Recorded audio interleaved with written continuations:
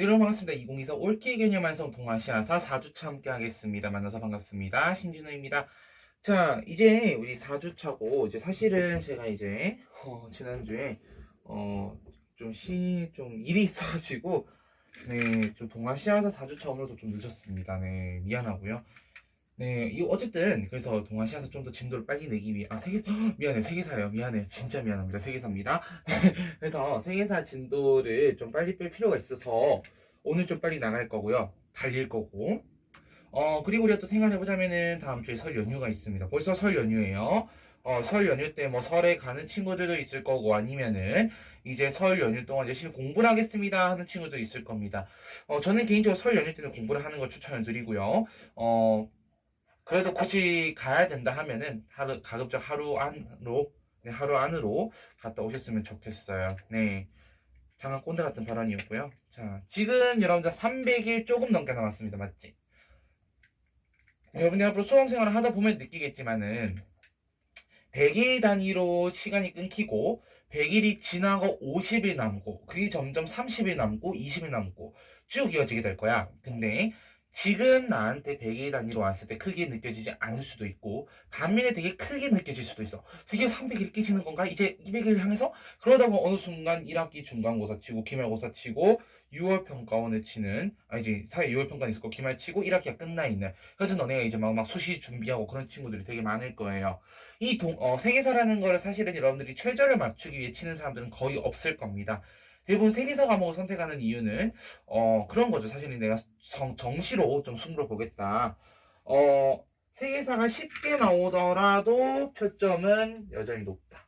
나는 그런 메리트가 있기 때문에 표준과 백분위 사실은 탐구를 백분위로 해서 이제 변환 표준 점수 쓰는 대학도 있을 거고 아니면은 그냥 뭐 표준 점수로 반영을 하는 대학도 있습니다 분명히. 하지만 어쨌든 여러분들이 세계사를 선택했다라고 하는 거 거기서부터 여러분들이 끝까지 뚝심 있게 밀고 가라는 얘기를 좀 하고 싶습니다.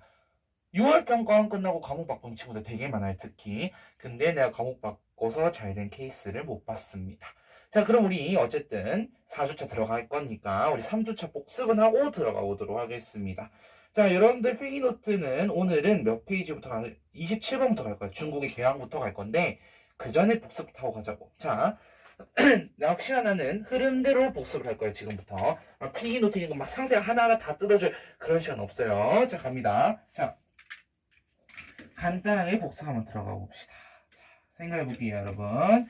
자, 우리가 지난 주차 때 첫 시간에 뭘 배웠냐면은 굉장히 길게 했어. 1시간 40분 동안 수업을 했거든요. 송나라, 그리고 여기에 대적하는 북방민족들, 요, 금, 서하라는 세 개의 나라와 그 다음에 북방민족이지만은 중원을 제패했던 원나라를 했었고요. 그 다음에 다시 돌아와서 어쨌든 중원을 차지했던 그들 누굽니까? 명나라가 있었고요. 근데 이 명나라 사실상은 멸망했지. 그러면서 다시 유목민족이었던 청나라가 나라를 잡는 모양새를 봤습니다. 그런데 이 청나라가 우리가 아는 청말기 때 위태해지더라 까지 배운 거야 맞지? 자, 그리고 이제 디테일한 걸 한번 더 잡아보자고. 자, 송나라 때 사실 대표적인 것 중요한 것들만 우리 한번 잡아보자면 1번 문치주의였습니다. 자, 문치주의를 시행했던 인물은 송태조 조광인이라고 하는 인물이었는데 이 사람이 왜 문치주의를 하게 되었는가부터 해가지고 막 설명했었습니다. 근데 문치주의의 가장 중요한 점은 뭐였다 하면은 우선 첫 번째, 너무 글만 오로지 이제 관료들 학문적인 부분만 중요시하다 보니까 국방력이 약해지더라. 그래서 이 유목민족들이 이렇게 쳐들어가는 일들이 발생을 했었고요. 자, 그러면서 특히 요 나라와 서화는 각각 뭘 체결했다? 화약을 체결해서 세패를 바치는 조건으로 평화를 유지하고자 했던 그런 모양새가 있었다라는 거고요. 그리고 금나라랑은 한때 연합을 해서 요 나라를 없애기도 했는데 나중에 금나라와 송나라를 치는 정강의 변이다라고 하는 사건도 있었다라고 얘기를 했었습니다. 어쨌든 다시 송나라 얘기 들어가면 이런 문치주의의 문제점들이 있더라. 이걸 해결하게 나온 게 왕안석의 신법이다라고 하는 게 있었어. 근데 이 신법이 잘 됐냐라고 말을 하는 데 있어서는 사실 좀 아닐 수가 있죠. 왜냐 신법 같은 경우에는 내용은 되게 좋아. 되게 좋은데 이게 실행이 되었냐라고 하는 거에 있어서 이제 보수파 관료들의 이제 약간 반대. 그래서 이런 구법당과 신법당의 당쟁이 격화되는 모습을 보이더라. 라는 얘기를 했었습니다. 어쨌든 송나라 이러한 상황이었고 문치주 요런 지금 세팅 기억해야 돼. 그 10에서 11세기의 국제관계, 12세기의 국제관계, 13세기의 국제관계. 혹시 만약에 내가 수업을 하는데 여러분들이 안 잡힌다. 선생님 이건 제가요. 이게 개념이 잘 안 잡혀야 하는 친구들은 걱정 마세요. 덕킬 가서 더 해드릴 거야. 덕킬에서는 진짜 세기별 다 끊고 연도별 다 끊어서 해드릴 거야. 걱정 안 하셔도 돼. 자, 갑니다. 이런 상황이다라는 거 체크했고요. 자, 그 다음에 송나라에서 기억해야 될 건 3번. 남송시대에 어떤 일이 있었냐라는 거야. 남송시대로 내려갔어.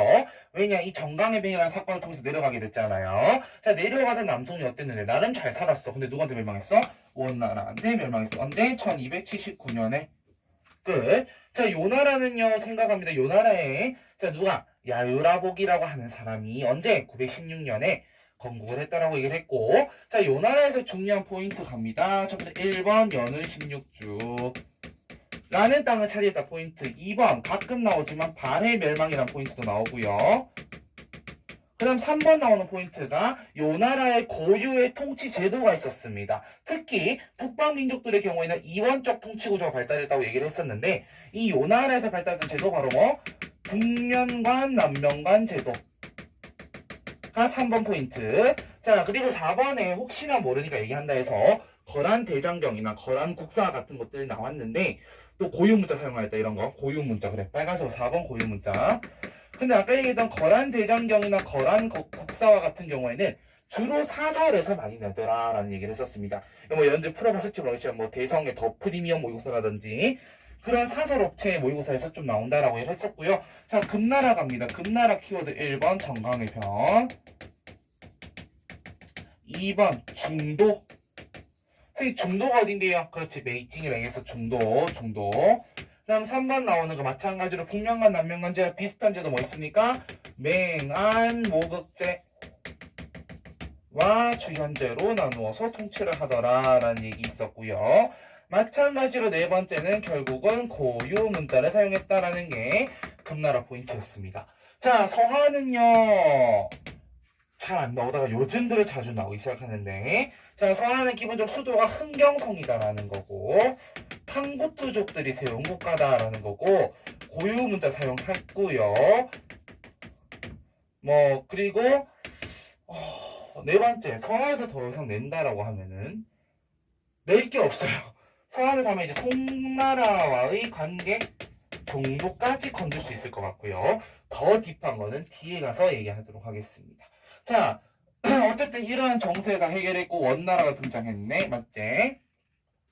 자, 그리고 우리 이제 송나라 경제, 사회, 문화만 배웠습니다. 자, 송나라의 사회 계층은 주로 4대부라는 계층이 있었다 얘기했고, 특히 서민문화나 과학기술이나 역사 가면 사마강의 자치통감이라든지, 또 이때 이제 이제 중국의 4대 발명품 중에 3가지, 뭐 화약, 이제 뭐 그런 거, 나침반이나 화약, 뭐 이제 정신 차려 진호야. 나침반이나 화약이나 활판이 있어서 이런 것들이 나오더라라는 거고요. 자, 그 다음에 뭐 해야라고 해서 쌤이 뭐 두 권에 적어줬습니다. 뭐 청명상하도, 뭐 동경, 몽화록 이런 이런 그림들 적어줬는데 왜 적어줬냐? 교육청 기출에서 물었기 때문에 적어줬다라 말씀드렸습니다. 자, 요금사 설명했고 원나라 생각해 볼게요. 자, 원나라는요 우리가 아는 사람들이 좀 몇 명 있었습니다. 칭기스칸도 있었고요. 칭기스칸, 뭐 우구데이칸, 쿠빌라이칸. 사실 이 3명만 알아야 돼. 뭐 중간에 구유급 칸이나 몽케 칸에 대해서는 알 필요는 없어. 우리가 알아야 되는 건 사실 이 3사람만 알아도 되고요. 자, 칭기스칸은 건국을 했어. 1500호제를 통해서 나라의 기틀을 잡았어. 맞지? 1500호제를 통해 나라 기틀을 잡았고 금나라도 공격을 했고요. 서하도 정복을 했습니다. 나는 잘 살았다 생각했어. 자, 근데 우구데이칸 들어가면은 금나라는 아예 정복을 해버리지. 언제야? 1, 2, 3, 4년도에 금나라 아예 정복해버립니다. 그리고 쿠빌라이칸 때, 자, 쿠빌라이칸 때 되면 완전 그냥 어떤 시대? 전성기다. 기야라고 말씀드렸습니다. 자, 전성기이기 때문에 쿠빌라이 칸테 같은 경우는 잘 생각해보면은 뭐 원나라로 이름도 하고 수도는 대도로 옮기고 뭐 그 다음에 더 생각해볼까요? 뭐 그러면은 뭐 사실 뭐 무구리 칸테 이후부터 해가지고 이제 뭐 베트남 뭐 이 대월을 정복하러 간다라든지 또 뭐 여몽연합군이라든지 뭐 기타 등등 여러 정복 사업들이 있죠. 그런 내용들을 낼 수 있다라는 겁니다. 내가 짧게 끊는 이유는 여러분들 알아서 더 생각하세요. 계속 복습하는 거야.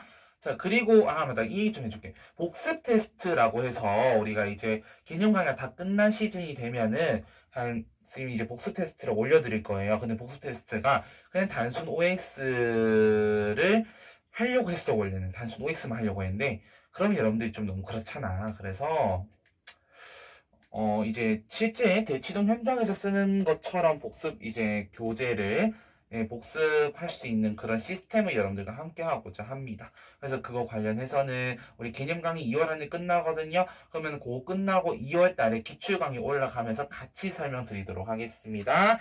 자, 어쨌든 사회는요, 몽골인 제일주의다라고 했고요. 이때 사회 결국은 몽골인이 짱이야. 그 다음은 생목인이야. 뭐 이런 얘기도 했었고. 자, 죄송합니다. 이거 하나 얘기만 할게요. 동아시아사에서 기출된 문제긴 한데 세계사에서 중요까지는 아니지만 다뤄볼 만한 내용이라서 자, 내가 이런 말 하나 해볼게요. 원나라 때 원대에 성리학이 발달하였다 라고 하는 선지를 두고 우리는 O라고 할 것인지 X라고 할 것인지 굉장히 중요한 거야. 자, 물론 이게 동아시아사에서도 굉장히 옛날에 나온 기출이었고요. 요게 한 14학년도 때 나왔던 기출 선지긴 합니다. 근데 내가 이 얘기를 하는 이유가 뭐냐 하면은 자, 대부분의 학생들은 어떻게 생각하냐면은 자, 얕은 추론이야 이거는. 자, 지금도 설명할게. 자, 너네 얕은 추론하는 친구들은 이렇게 생각을 합니다. 자, 원나라 때 성리학이 발달한다고? 근데 생각해보자. 성리학이라고 하는 거는 남송 때 생각해봐. 남송 때 주의라고 하는 사람이 집대성을 했어. 맞지? 주의라고 하는 사람이 집대성을 해가지고 이걸 갖다가 이제 뭐 국가 통치 이념화하려고 많은 노력을 했었고 뭐 어쨌든 굉장히 성리학이라는 이론이 이때 나왔어. 근데 원나라 아이들을 생각을 해보니까 이 남송의 주의 때 했던 이 성리학을 갖다가 좀 되게 싫어하는 거야. 왜? 우선 자기 이 성리학 같은 경우는 얘네는 대의 명분론과 화이론을 굉장히 중시하는데 이 화이론이 뭐냐? 중화와 이민족을 구분하겠다는 거야. 중화. 이 중심에 있는 우리 중화는 되게 왔다인데 그 주변에 있는 이민족들 동이, 서융, 남만, 북적 이렇게 막 낮춰서 부르잖아요.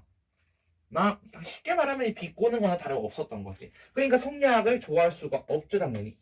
그러니 봐봐 우리 몽골인 제일주의에서도 이렇게 우리 세모 그렸을 때 계층표 그렸을 때 어떻게 그랬어? 자, 남인들이 맨 마지막에 남인, 한인 이런 애들 특히 남인, 남송에 살던 애들 얘기하는 거잖아 우리가. 그래서 맨 처음에 여러분들이 이렇게 생각했을 거야. 선생님 이거 X입니다 라고 말했을 거야. 근데 이게 사실은 교육과정상에 지금은 책이 없어. 지금은 책이 없는 부분인데 교육과정이 바뀌면서 이 선지에 대한 게 잘 여러분 생각해야 될 필요가 있어. 왜냐? 사실 지금 먼저 얘기할게요. 15개정 교육과정에서 이걸 묻지 않습니다. 원나라 성령이 발달했다? 안 물어요. 왜 안 묻냐면은 이때 우리가 전반적 역사를 기억하기 위해서는 뭐냐면은 이때 추세는 원나라 성리학에 대해서 그렇게 중요시하게 여기지 않았다가 원래는 포인트야. 근데 지금부터 나는 이 선지가 왜 O인지를 설명을 간단하게 할게. 자, 1번 원나라 때 과거 시험이 있었다 없었다? 한시적으로 부활할 때가 있었습니다. 그때 원나라 때의 과거지 시험 교재가 뭐였냐? 바로 주희가 썼던 사서집주라는 교재인 거야. 그래서 우선 이 선지가 맞다가 되고요. 두 번째는 원나라 말기에 가면은 만권당이라고 하는 곳이 있습니다. 원나라 학자들이 이제 공부를 하는 곳인데 그곳에서 성리학이 연구되었고 실제로 고려에 성리학이 유입이 되었던 것도 이재현이라고 하는 한 학자가 이 만권당에서 원나라 학자들과 유학에 대해 교류를 하면서 이게 이제 어쨌든 좀 유입이 됐다라고 얘기도 하기 때문에 원나라 때 성리학이 발달하였다라는 선지가 만약 나온다 하면은 이거는 여러분들이 O로 봐주셔야 됩니다. X는 아닙니다. 근데 다만 이제 우리가 교육과정 바뀐 상태에서 이 선지를 접근했다면 여러분들은 X로 풀 수밖에 없을 거야. 혹시나 싶어서 이 내용도 잠깐 설명을 했었습니다. 자, 우선 그렇다라는 거고요. 뭐, 그 다음에 명나라 같은 경우는 여러분들 잘 알 겁니다. 홍무제 때나 연화제 때 다 알잖아. 내가 또 설명해줘야 되니. 자, 홍무제 때. 자, 굉장히 어쨌든 황제권을 강화하고자 했고요. 자, 그 다음에 우리 또 생각해 볼 만한 게, 또 뭐라 해야 될까?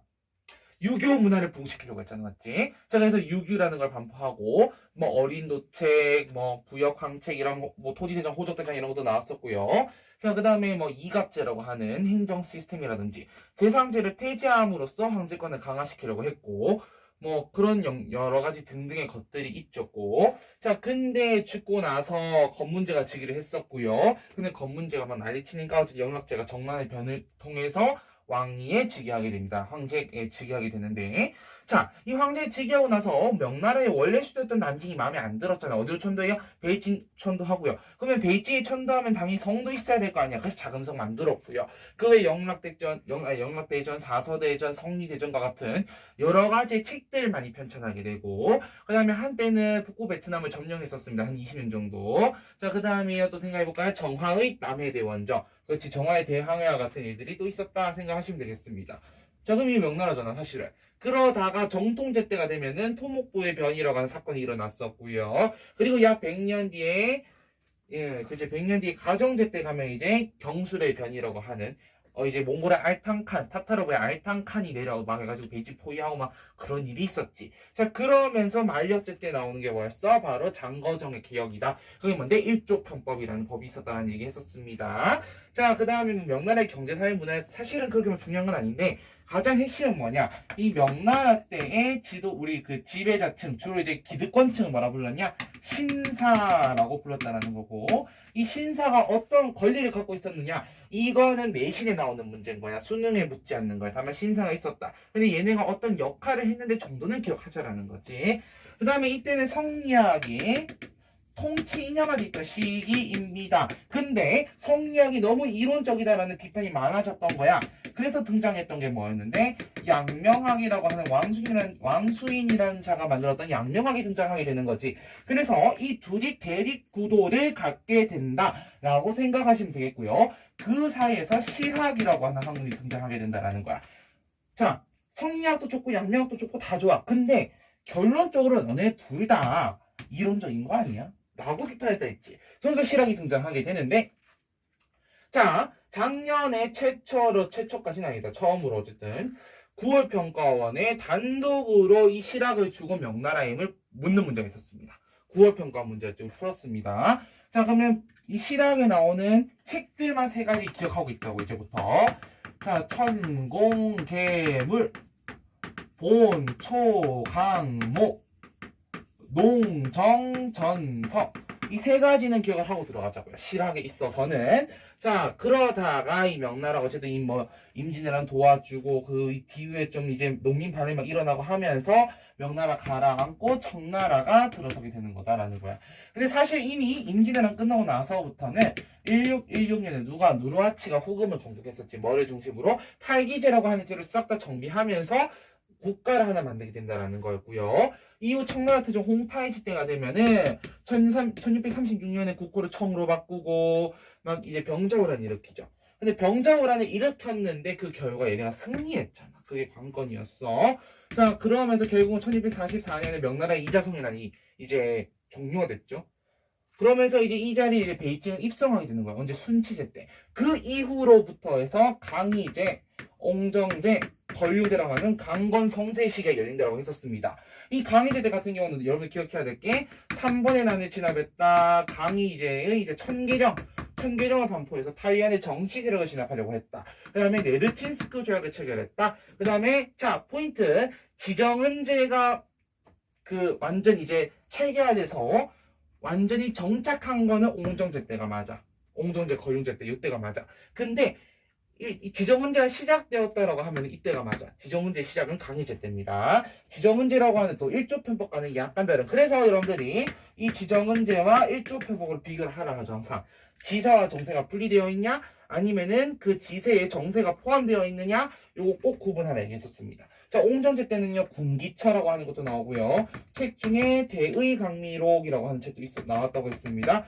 결국은 대의광미록의 핵심적인 내용은 뭐였다? 결국은 중화와 뭐 이민족 뭐 다르게 뭐 야, 중화 인조 다를 게 뭐 있냐? 결국은 그 중화 지역에 사는 애가 중화가 아니냐라는 얘기였다 했었고요.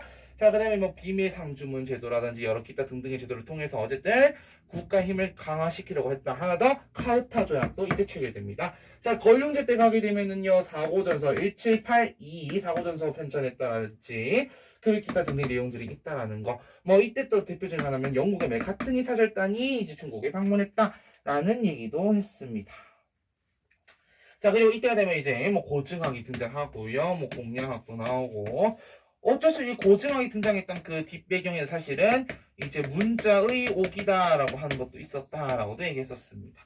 그 외에 뭐 만한 병용직 이런 얘기를 할 수 있을 것 같고요. 네, 그렇게 해서 다 설명했었습니다. 굉장히 많은 내용들이었고요. 자, 우리 한참 복습하는데만 20분 넘게 쓴 것 같거든. 왜냐? 어쩔 수 없어 지난 시간에 나간 내용이 많았기 때문이야. 자, 그럼 이번 시간에도 내용이 역시나 많을 겁니다. 자, 지금 원래 사실은 여러분들이 한 3주차 버프 받고 4주차까지는 되게 쌩쌩할 때 아니니 맞지? 그래서 지금부터 할 건데, 자, 이 얘기를 먼저 할게요. 자, 우리가 분명히 중국사에 대해서 개관을 했어. 나는 다 설명시켜줬어. 근데 너는 또 까먹었을 거야, 분명히. 그래서 내가 중국사를 다시 다 설명할 그거는 없어. 하지만은, 이 특히 중국 근현대사 파트는 동아시아사도 그렇고, 여러분들 세계사 하는 친구들도 그렇고, 은근 안 잡고 가면 되게 헷갈리는 부분이고요. 개관을 해놓고, 사실은 뼈대는 한국사로 같이 잡아가는, 그래서 한중일 동아시아 3국의 개항사라든지, 그 이후에 근대화 운동 파트 1차 세계대전, 2차 세계대전 거치면서 그 이제 냉전기 거치면서 이후에 이제 그 현대사의 냉전기 그렇게 이어지는 사실은 그 루트 좀 타중이 되게 좋아요. 근데 우리 세계사이기 때문에 어쩔 수가 없어서 지금부터 빠르게 중국 근현대사만 설명하도록 하겠습니다. 간단하게 설명을 하고 이제 또 노트 채워가면서 이번 시간에 근현대사를 싹 다 끝내보도록 할게요. 나의 목표입니다. 자료 보는 거는 다음 시간에 한다 할지라도 이번 시간에 무조건 끝내는 거를 나의 목표로 하겠습니다. 혹시나 우리 그 교환 피신다면은 12페이지 피시면 되겠고요. 자, 12페이지 중국의 개항과 근대화 운동이 있습니다. 자, 그럼 지금부터 나는 설명을 좀 하도록 하겠습니다. 자, listen and repeat 안 할 거고요. 그냥 carefully 해주세요. 알겠지? listen carefully. 오케이, 갑니다. 자, 중국 근현대사를 하기 전에 자, 우리 생각해야 될 게 1840년대냐 50년대냐 60년대냐 요거를 좀 10년 단위로 끊어서 볼 필요가 있어요.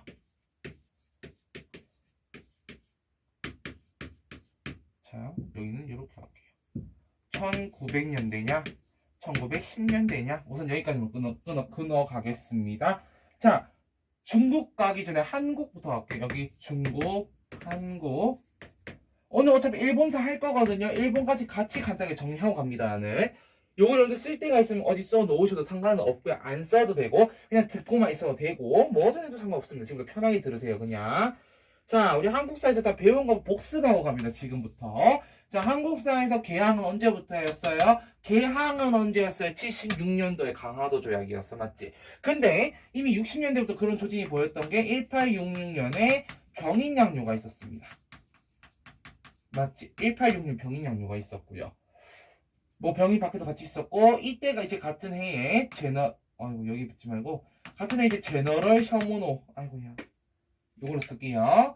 제너럴 셔모노 사건이 있기도 했었습니다. 맞지? 자, 그리고 68년도가 되면요 오페르트 도굴 사건이 또 있었고요. 자, 그리고 나와서 70년대 넘어오면은 1871년에 신미양요가 있었습니다. 다 지금 기억이 또롱또롱 나야 된다. 그리고 1875년이 되면은 운요 사건이 일어나면서 이걸 가지고 결국은 96년도에 76년도에 강화도 조약이 체결되게 됩니다. 이후 80년대가 되면 우리나라는 본격적으로 개항을 해서 개화를 하고자 하는 거지. 그래서 통리기마문도 만들고 별기군도 설치해가지고 어쨌든 개화 정책을 막 펼치려고 합니다. 자, 그러면서 이때 1882년에 자, 도미수 통상조약도 체결하고요. 한편으로 또 이모군란도 일어나고요. 많은 사건들이 일어났었습니다. 그리고 1884년이 되면 우리나라 갑신정변이 일어납니다. 맞지? 자, 갑신정변이 일어나고 그 사이에 쭉 얘기를 사실 다 있죠. 자, 그리고 90년대 가게 되면 가장 큰 사건은 1894년에 동학농민운동이 있었고요. 이해 가보개혁도 있었고 95년으로 가면 을미개혁과 을미사변과 그 다음 96년도에 아관파천이라고 하는 사건이 있게 됩니다. 그리고 다시 돌아와서 97년도가 되면은 대한제국이라는 나라가 들어서게 되고요. 그러면서 동시에 광무개혁도 실시하게 됩니다. 여기 지금 97년도죠? 자, 여기 좀 내릴게요. 자, 내려서 여기가 90년대, 여기 이제 1900년대로 가겠습니다. 그래서 1900년대로 가게 되면 본격적으로 일제의 간섭이 심해지는 시기다라고 했었습니다. 기억나니? 자, 일제의 힘이 세지는 시기였고요. 일제의 힘이 세지는 시기에 따라서 1900년대 사실 좀 이제 암울했습니다. 왜? 1905년에 러일 전쟁이 있었거든요. 근데 누가 이겼어요? 일본이 이겼습니다. 그래서 포츠머스 조약 때문에 어쨌든 결국은 한반도에서의 러시아의 힘이 약해지고 일본의 힘이 세지더라 하면서 결국은 1910년에 경술국치로 나라의 주권을 빼앗기게 되지. 요게 한국의 전반적인 개항과 근대화 운동의 흐름이거든요. 자, 그러면은 이걸 토대로 중국으로 가보자는 거야. 자, 중국은 언제 개항을 했냐라는 거지. 자, 여기 지금 동아시아 삼국 중에서 가장 개항이 늦은 게 한국이었습니다. 한반도였습니다. 자, 그러면 중국은 어땠냐라고 한번 보면은 색깔 바꿔서 갈게요. 지금부터 이쁜 색깔 없어요? 이쁜이 색깔로 한번 가보도록 하겠습니다. 자, 1840년에 이미 여기는 영국이 쳐들어오게 돼요. 그게 바로 아편전쟁입니다. 그리고 한 2년 정도 했고요. 그 결과 이때 난징 조약을 체결하게 되면서 어쨌든 중국은 문을 열게 되는 거야. 막상 사실은 중국이 저 문을 열기 전에 전쟁을 일으키기 전부터 뭔 얘기를 했냐면은 영국이 계속 와서 문 열어달래. 자기들이 교역을 하재. 근데 중국 입장에서는 할 필요가 없어. 청나라 입장에서는. 왜? 야, 우리 땅에 다 있는데 굳이 내가 왜 열어줘야 되냐라는 얘기를 하는 거죠. 필요가 없다라는 거야. 그러면은 게임이 성립해야 되잖아. 거래가 성립해야 되잖아. 그래서 아편 전쟁이 일어났던 거죠. 자, 그러면 42년도에 난징조약 체결했고 쭉 가는가 싶었던데 1856년에 2차 아편 전쟁이 터져요. 왜냐? 영국이 교역 하자 했는데 싫어했거든. 그리고 플러스 프랑스가 이제 그 종교에 관련해가지고 이제 막 당시에 그 중국에서 탄압이 있었나봐. 크리스토의 탄압이 있었나봐. 그래서 영프가 동시에 출동을 하고요. 이게 60년까지 가요.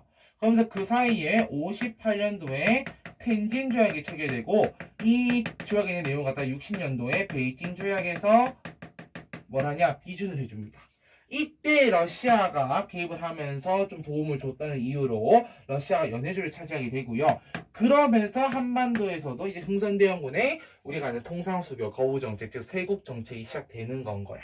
자, 그 다음에 60년대로 가면은 중국 같은 경우는 사실은 너무 분하잖아. 그래서 61년도부터 양무운동이라고 하는 걸 시작하게 돼. 쉽게 말하면은 근대화 운동인 거야. 서양식 기기 좋아. 그거 받아들여. 근데 동쪽에 있는 돌이 있잖아. 우리가 아는 이제 돌이라든지 정신은 동양의 것을 하고 그 대신에 무기는 서양에게 더 좋으니까 서양 걸 들여오자 라고 했던 게 되는 거지. 그게 양무운동이고요. 그래서 94년도까지 갑니다. 근데 그 사이에 민족운동도 있겠죠. 민족운동이라기보다는 약간 좀 농민 반란과 비슷한 어쨌든 이 사이에 1851년부터 64년까지 태평천국 운동이 일어나게 되는 거야.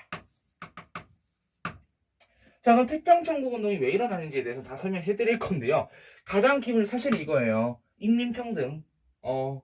왜 나누냐 이건 거지. 그냥 크리스트의 교리에 따른 이제 그런 얘기를 했던 거고요. 당시에서 난징에서 저 이제 운동이 있었다라는 거죠. 자, 그 다음에 내려갑니다. 61년도쯤 양운동 하고 있습니다. 그런 과정 속에서 70년대로 내려가고요. 70년대 한창 지금 이제 이런 상황에서 1871년에 청일수호조규라고 하는 거를 맺게 됩니다. 이건 뭐냐? 즉 이제는 이 청일수호조규를 통해서 청나라와 일본은 각각의 국가로서의 대등한 지위를 가진다라는 걸 얘기하고 싶은가요? 왜? 동아시아 삼국의 특징 알잖아. 우리가 아는 거의 몇 세기 할 필요 없어. 그 더 앞으로 가도 돼. 진짜 굉장히 오랜 세월 동안 동아시아 삼국에서 이 중국이 가진 힘이 굉장히 컸었단 말이죠. 근데 이걸 좀 누르겠다는 거와 동시에 일본의 힘을 키우겠다는 얘기도 되는 거지. 그리고 결정적으로 80년대 됩니다. 1884년에 청의 일이 아니라 청포전쟁이 터집니다. 그 청포전쟁이 터지면서 일부 군대가 이제 갑신정변 진압도 이때 들어가기도 하고 들어가가지고 막 했다가 철수를 하게 되는 이 배경이 청포전쟁이었지. 청포전쟁에 관해서는 사실은 이제 프랑스랑 싸우게 되는데 왜 싸우게 되냐 하면은 베트남에 대한 지배권을 두고 둘이 싸우기 시작하는 거야. 자, 자, 청나라의 주장은 다음과 같습니다. 야, 우리 옛날부터 베트남 지배해 왔는데 너네가 뭔데 거기 껴들어서 너네가 쓰려고 그래? 야, 거기 원래 우리가 지배하는 땅이야 라는 게 이제 청나라 입장이라면은 프랑스의 입장은 뭐였냐면은 아니 그거는 옛날 얘기고 야 봐봐 지금 베트남 응우의 왕조 세울 때 누가 도와줬어? 프랑스가 도와줬지. 그리고 봐봐 우린 이미 62년도에 제1차 사이공 조약이라는 걸 체결을 해서 이미 우리가 프랑스가 이러이러한 거를 받겠다라고 이미 약속을 했어 라고 얘기를 하는 거지. 그게 청포전쟁이었거든요. 자 그러면서 약간 지금 청나라의 힘이 또 내려가는 상황이고 자 그런 가운데 지금 청나라의 힘은 계속 곤두박질 치고 있다 지금 90년대 되면은 1894년에 우리가 그 안은 바로 청일 전쟁이 터지게 됩니다. 이게 95년도에 끝나는데요. 95년도에 어쨌든 청나라의 패배로 끝나고요. 그때 체결된 조약이 시모노세키 조약이었습니다. 근데 이 시모노세키 조약의 내용에 보면은 굉장히 많은 것들이 야오뚱반도라든지 굉장히 많은 이권들을 챙겨가는 그런 모습이 보여요. 특히 산둥반도라든지 아주 기타 등등의 많은 이권들을 가져가려고 하다 보니 이 일본이 많은 이권을 가져가다 보니까 주변 국가들 특히 서양 열강들 러시아나 프랑스나 독일이 이 꼴 가만히 두겠습니까? 아니거든요. 자, 그러면서 이제 삼국 간섭이 또 일어나게 되고, 이때는 러시아랑 이제 일본이 본격적으로 약간 좀 치닫는 그런 관계가 되는 겁니다. 자, 그러면서 이때 이 사이에 이제 뭐가 등장하냐면은, 이대로 안 된다. 우리가 지금 양분동 해봤자 실패했고, 지금 청포전쟁, 청일전쟁 이렇게 졌는데 어떡합니까? 하면서 등장했던 게 99년도 바로 변법 98년도에 변법 자강 운동이 등장하게 됩니다. 좀 더 빠르게 바꿔보자라는 거지. 그래서 우리가 일단 양문동 이렇게 느리게 가는 거 말고 일본식의 메이지 유신처럼 일본의 메이지 유신처럼 굉장히 급박하게 빠르게 급진적인 기억을 해보자라고 얘기를 하는 겁니다. 근데 얘도 실패하죠 사실은.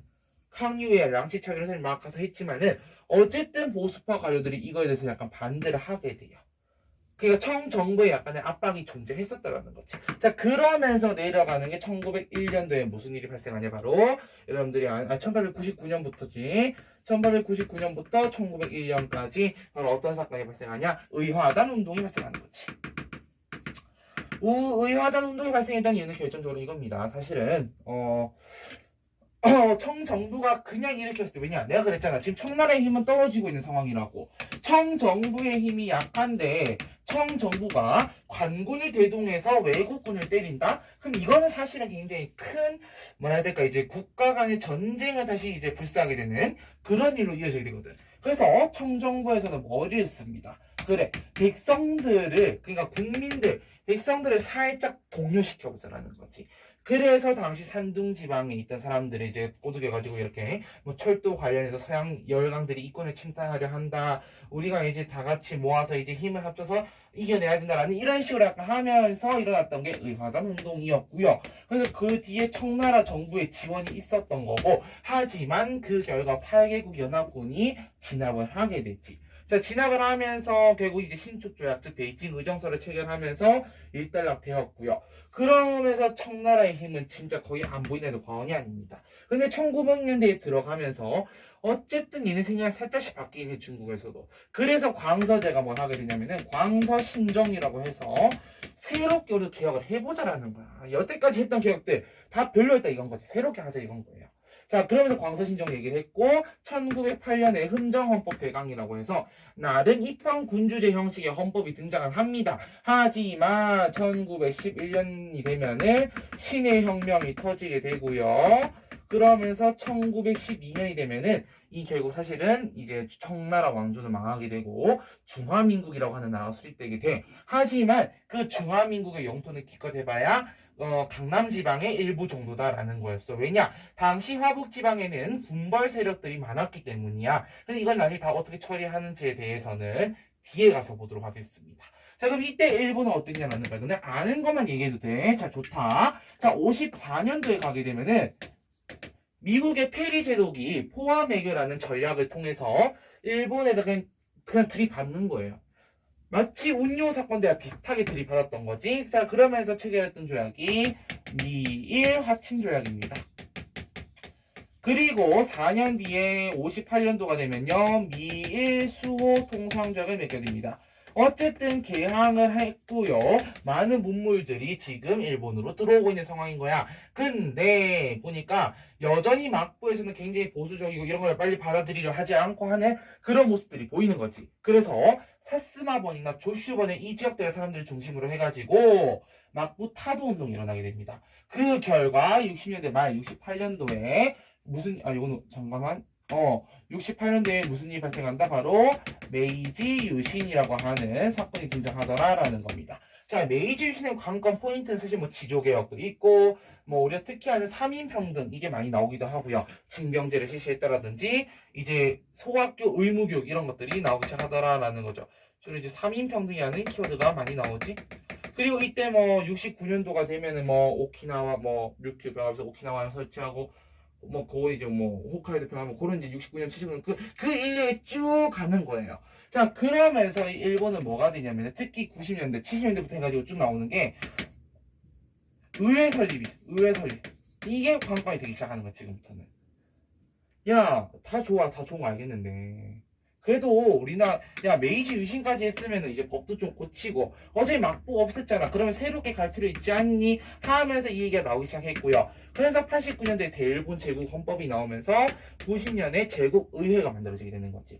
이 의회를 통해서 사실은 일본은 굉장히 많은 그런 이제 제국주의의 그런 군국주의의 기반이 될 수 있는 것들을 많이 마련하기 시작을 합니다. 사실은 이렇게 쭉 내려가는 그런 루트다라고 보시면 되겠어요. 일본사를 우리가 일본사를 정리하면서 설명을 더 하도록 하겠습니다. 그럼 여기까지가 지금 약간의 흐름이고요. 선생님 그러면 그 뒤에 중국은 어떻게 됐습니까? 라고 물으셔야지 당연히. 우리는 1910년대 초반까지밖에 못 봤는데 맞지? 자, 이후에 무슨 일이 발생하냐 하면은 중국에서는 뭐 신문화 운동이라든지 여러 사건들이 발생을 해요. 근데 결정적으로 뭐냐면은 중국의 힘보다 일본의 힘이 더 셌기 때문에 이제 이후에 1차 세계대전 끝나고 나서 파리 강화 회의 때 이제 원래 기존에 일본이 요구했던 21개조 요구에 대해 반박을 하고자 보냈어. 사줬다 이제 가가지고 얘기를 했으나 실패하게 되지. 근데 뒤에 가서는 취소를 해주죠. 왜냐? 일본의 힘이 너무 세질 것을 두려워했던 거지. 그 회의가 바로 워싱턴 회의가 되겠습니다. 자, 그러면서 일본의 힘이 상대적으로 그래도 좀 줄여가. 왜냐? 일본의 힘이 너무 세지면 서양 열강들 입장에서 굉장히 힘들어지는 위치가 되기 때문인 거죠. 자, 그래서 잠깐 낮추려고 얘기를 했었고. 자, 그러면서 이 중국 같은 경우 이제 좀 무슨 일이 발생하냐 하면은 1920년대가 되면은 사실은 본격적으로 무슨 일이야? 우리나라 같은 경우는 일제강점기잖아? 근데 여전히 이때는 우리가 이제 중국에 이제 뭐야 되겠어? 이제 중국 만주 지방에 특히 독립군 부대가 모여 있으면서 이 독립군 부대들이 무장 투쟁하는 그 시기인 거잖아. 이 우리나라 같은 경우는 이때 중국은 어땠냐 하면은 바로 첫 번째 24년도에 1차 북봉합작을 맺게 돼요. 왜냐 뭐냐 이건 거야. 저기 일본 놈들 날뛰고 있는데 그 날뛰고 있는 일본 놈들에 대해서 우리가 하나로 합쳐가지고 단결된 힘을 보여줘야 된다라고 얘기를 했던 거지. 그게 1차 북봉합작이었고요. 근데 잘 가나 싶었는데 중간에 순원이 죽었어. 순원이 죽고 순원의 뒤를 이었던 장제스가 등장하게 되는데 이 장제스 같은 경우 얘는 반공주의자입니다. 왜 공산당이 손을 잡냐 이건 거지. 그래서 일어나는 게 바로 이제 27년도부터 해가지고 이 국공합작은 깨지게 되는 거예요. 그 사이 사실 굉장히 많은 사건들이 있죠. 우리가 아는 뭐 530 사건이나 4.12 쿠데타나 이런 사건들을 통해서 저는 국공합작이 깨지게 되고요. 그러면서 이제 이때 이제 국민혁명 북벌을 해서 쭉 이제 완성을 해나가는 그런 단계로 이어지게 되는 겁니다. 자, 그러면서 30년대가 되면은 이제 국민당이 거의 다 새로 잡았다도 과언 아니지만 이제 공산당은 남아있고 근데 36년도에 시안 사건이 일어나고요. 31년도 같은 경우 이제 만주 사변도 일어났었지. 자, 그러면서 어떤 일이 생기냐 하면은 일본의 힘이 점점 세집니다. 37년도가 되면 중일전쟁이 일어나고요. 자, 그러면서 일본의 힘이 세지니까 얘를 또 막아야 될 거 아니야. 그러면서 37년도에 동시에 뭐가 체결되냐? 2차 국공합작이 다시 연결이 되는 거지. 1차에서 이렇게 2차로 넘겨지는 거죠. 그래서 나름 이제 그러니까 이제 항일 그리고 뭐 반제, 반군 이런 운동들이 일어나게 되는 겁니다. 거기에 어쨌든 여치저치해서 어쨌든 이제 2차 세계대전이 종전이 됐고 45년도가 됐을 때 우리나라 이제 광복했잖아. 중국 같은 경우는 어쨌든 중국도 풀려난 상황인 거잖아요. 그러면서 이때부터는 국공 내전이 시작되는 거야. 지금부터. 국민당과 공산당이 누가 정권을 잡느냐에 두고 힘겨루기를 하게 됩니다. 자, 초반에는 국민당이 우세했어. 근데 국민당의 이제 내부 타락이라든지 국민당 정부가 이제 나름 이제 선빵을 날리는 듯한 모습 속에서 나타나는 인플레이션 같은 문제점 때문에 국민당은 나락을 가고요. 그 사이에 토지개혁이나 이런 등등을 통해서 막 이제 주장했던 이 공산당 세를 받아두고 마오쩌둥. 특히 마오쩌둥 같은 경우가 굉장히 많은 일을 했었죠. 자, 그러면서 이 마오쩌둥의 호소라든지 또 이들이 얘기했던 경제개혁이라든지 이런 것들이 농민들한테 포커스가 맞춰지게 되면서 공산당이 잡게 되고요. 그래서 49년도에 중화인민공화국으로 가게 되는 거야. 자, 중화인민공화국으로 가면서 기존에 남아있던 국민당 세력 같은 경우에는 점점 타이완을 이동을 하게 되었고요. 자, 그래서 중국에는 잘 가는가 싶었더니 마오쩌둥이 집권 한 이후부터 이제 뭐 대약진 운동이라든지 이런 나는 경제 개발을 하고자 하는 노력이 등장하게 됩니다. 하지만 그게 성공했겠냐? 실패했다라는 거죠. 실패하면서 결국 이 마오쩌둥 입지가 줄어들게 되고 덩샤오핑이나 류샤오치와 같은 사람들이 힘을 좀 더 키웠어. 근데 마오쩌둥은 이러면 안 되겠다 싶어가지고 문화 대혁명을 일으키게 되죠. 그 결과 이제 마오쩌둥이 죽고 난 이후에 끝나고 덩샤오핑의 힘이 커지면서 바로 이 덩샤오핑의 개혁개방 운동이 지금 개혁개방 정책이 펼쳐지게 됩니다. 그래서 특히 대표적인 사건이 이제 92년도에 남순강화 같은 일들이 있었고요. 물론 그 사회에 정치적 민주화를 요구해야 하지 않았습니까? 아니요, 했겠죠. 그래서 나온 게 89년도天安문 사건이고요. 이렇게 이어지는 흐름이다라고 생각을 하시면 돼요. 그 내용들을 지금부터 하나하나씩 정리할 건데 지금 복습만 한 40분, 복습과 개관만 한 40분 한 것 같아요. 자, 그럼 지금부터 하나하나씩 한번 들어가 보도록 하겠습니다. 자, 27번. 자, 장면 27로 가도록 할게요. 자, 중국의 개항입니다.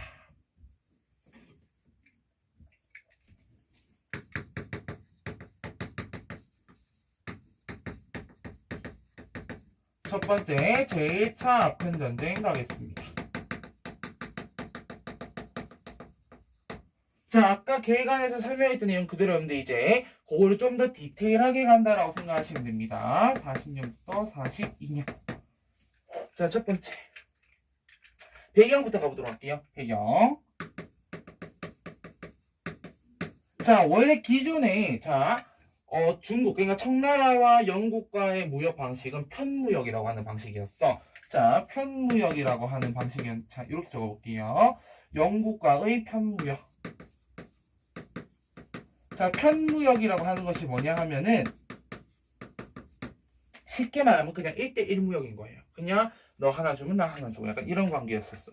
근데 그래서 이제 영국의 동인도 회사와 청나라의 공행. 그래서 이때까지만 해도 이 편무역 때 등장했던 게 우리가 알고 있는 이제 그 공행무역으로 있었다라는 거고요. 근데 영국 입장에서는 이 편무역을 갖다가 어떻게 옮기냐면은 삼강무역으로 옮기고자 합니다. 이 삼강무역이 뭔데라고 얘기를 하면은 청나라와 인도와 이제 영국 사이에서의 삼각관계를 통해서 무역을 하자라는 거야. 그럼 영국은 상대적으로 약간 힘을 덜 빼도 되는 거고요. 인도 같은 경우는 인도 경유수 들어가니까 굉장히 사실 악재적인 방식인 거죠. 그래서 저기 들어가는 게 뭐야? 우리가 아는 이제 막 아편무역 이때가 시작된 거죠. 그래서 이 삼강무역을 추진하고요. 이 삼강무역이 결국은 이제 아편무역의 시작이다. 나와보시면 되겠습니다.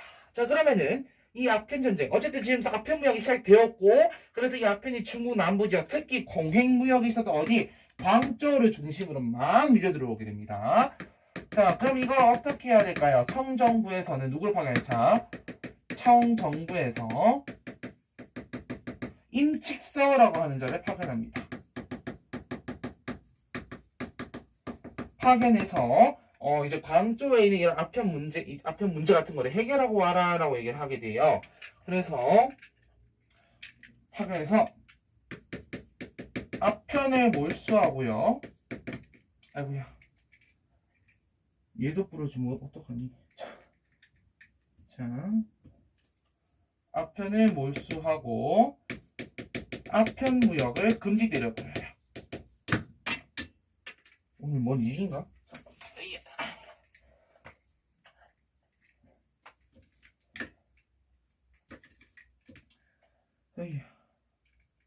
오늘 분필이 왜 이렇게 많이 부러지지? 그것 때문인가요? 날씨가, 여러분 생각해보세요. 날씨가 지금 생각해보면은, 되게 희한해, 지금 요즘 날씨가. 맞지? 갑자기 막, 분명히 비가 와서 추워야 돼. 겨울이에요. 추워야 되는데, 날씨가 되게 따뜻해요. 왠지 모르겠어. 금지했습니다. 그래서 그 결과를 한번 정리해볼까요? 그래서 앞에 금지했고, 그러면서 이러한 일례의 사건들을 통해서 결국은 영국의 전쟁, 발발, 이렇게 할게요. 영국이 이제 전쟁을 이렇게 된 거였던 거지. 그럼 결과, 무슨 조약을 체결하게 되는데, 빨간색으로 난징 조약을 체결하게 됩니다. 난징 조약 1842년이고요. 자, 그럼 이 난징 조약에서 무엇을 담고 있느냐, 그게 중요한 거지. 그래서 그 내용들을 간단히 정리해 보도록 할게요. 첫 번째, 홍콩을 할양하게 됩니다. 홍콩을 이제 영국에 내주는 거죠. 나중에 뒤에 90년대 가서, 이 안에 이제 1990년대 가서 이제 넘겨주는 그런 것들이 있고요. 자, 그 다음에 그 외에 이제 5개 항구를 개항합니다. 오항개항, 푸저우, 샤먼, 시무이가 왜 나오니? 푸저우, 닝보, 상하이 등의 이제 항구를 개항하게 되고, 대표적으로 상하이, 닝보 정도만 적어놓을까요? 광저우 들어갈 거고, 상하이, 닝보 등등등을 개항하게 되고요. 그 다음에 공행 없애라. 그렇지. 무엇보다도 공행 폐지 얘기를 할 수밖에 없죠. 자, 그리고 그 외에 이제 추가 조약을 또 체결합니다. 그리고 이후에 이 난징 조약 이후에 후먼 조약이다라고 얘기를 하는데요. 우리가 이후 추가 조약에서 파이 되죠? 네, 이후 추가 조약에서 우리가 아는 희서적이요 치해법관, 즉 영사재판관이지. 펜 바꾸려는데 안 되겠어요. 펜을 새로 꺼내도록 하겠습니다.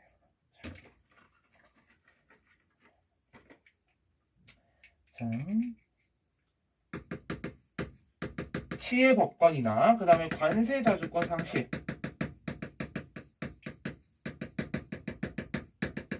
같은 이런 내용들이 추가로 더 들어간다. 하나 더 체일국대우 정도까지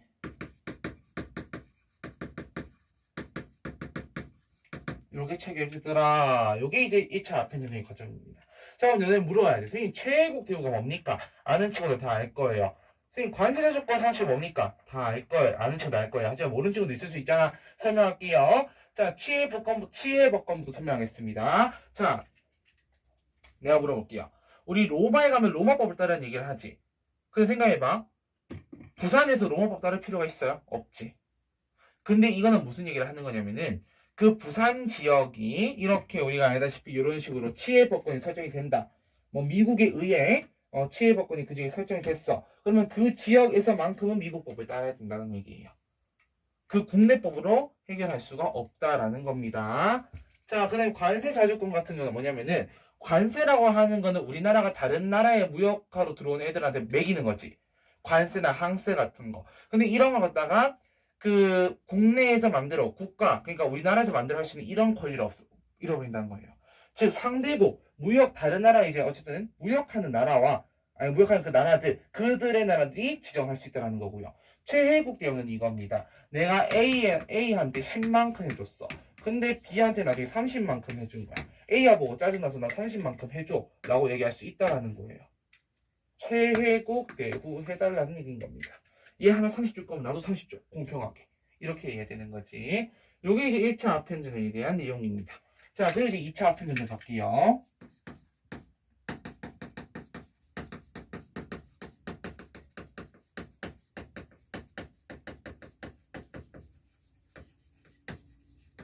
자, 한편 이렇게 해서 다 내줬습니다. 근데 영국이 원하는 게 뭐였냐면은 아니 너네 내준 건 알겠어. 좋아 좋은데 야 영국 야 너네 조금만 더 문 열면 안 돼? 라는 얘기를 하는 거야. 자, 배경부터 정리 들어갑니다.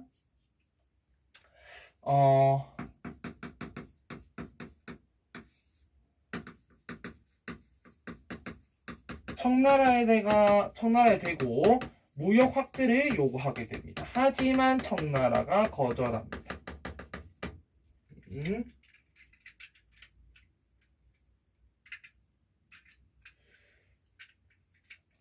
거기다 한편 이제 중국에서 이제 프랑스 선교사에 대한 또 탄압이 있게 돼요. 마치 우리나라 병인박해처럼. 그래서 뭐 프랑스 선교사 피살 사건까지 겹쳤고요. 결정적으로는 사실은 이러한 영국이 이러한 일들이 있었잖아. 얘를 어떤 다른 사건을 통해서 명분 잡아서 딱 공격해야 되는데 이런 생각을 하고 있던 거야. 그런 찰나에 에로호 사건이라고 하는 게 발생하게 됩니다. 1856년이었어. 자, 이 에로호 사건이 뭐냐면은 광저우에 이제 청나라 관리가 있잖아요. 당시 영국 배가 에로호에 올라갔어요. 올라가가지고 중국인 해적 용의자를 이제 체포한 사건인데 이걸 우리가 에로호 사건이라고 얘기하거든. 근데 여기서 뭐가 문제냐면은 그때 뭐 우리가 그런 얘기를 하는 거예요. 뭐 청나라가 막 이제 영국의 국기 배에 걸려있는 그 국기를 막 불태웠다 막 이런 식으로 얘기가 이제 와전되면서 그게 이제 하나의 명분이 돼가지고 전쟁이 시작이 되는 겁니다. 자, 그래서 과정 첫 번째, 영국과 프랑스의 연합군이 청나라를 공격하기 시작합니다. 와, 야, 청나라 입장에서 저거 막아내기 되게 힘들걸요? 맞지? 그래서 어떻게 하냐면은 이 영국과 프랑스가 가가지고 어디를 점령하냐? 청나라 공격하면서 베이징을 점령한 거야. 그래서 이때 누가 더 놀라운 건 이때 미국이 이 미국이 러시아한테 중재 요청을 합니다. 왜냐? 청나라가 만약 먹히게 되면 이게 또 약간 외교 질서에 좀 약간 이 좀 얽히고 설키는 그런 문제가 발생하게 되잖아. 자, 그러면서 이 러시아가 개입을 본격적으로 하게 됩니다. 그래서 그 결과 자, 빨간색으로 동그라미 1 텐진 조약이 체결됩니다. 1858년 텐진 조약이 체결되게 되고요. 자, 이 텐진 조약에서 어떤 내용을 담고 있냐 하면은 첫 번째, 이게 중요해. 지금부터 첫 번째 노란색으로 하겠습니다. 베이징의 외교관을 주재시켜라. 자, 두 번째, 크리스트교 선교의 자유. 아무래도 이건 이게 이해가 되죠. 왜냐? 프랑스 입장에서는 얘네가 이제 크리스트교에서 이제 선교사들의 피살 사건이 있었기 때문에 이거에 대한 선교의 자유를 요구하게 된 거였고요. 그래서 하나 팁을 주자면은 프랑스와 관련해서 특히 제1차 사이공 조약이나 텐진 조약이나 모두 크리스트교 선교의 자유에 대해서 얘기를 한 적이 있다라는 걸 좀 기억을 해주셨으면 좋겠습니다. 자, 그리고 그 외에 우리가 보자면은 추가로 이제 뭐 개항을 해라라는 얘기를 했는데 이 텐진 조약에 대해서 청나라가 파기를 해버립니다. 자, 그러면서 어떻게 되냐면 다시 파기하면서 화살표 재전쟁이 일어나고요. 재전쟁. 그래서 결국 이거를 다시 눌러 앉히면서 동그라미 2번 베이징 조약을 체결하게 됩니다.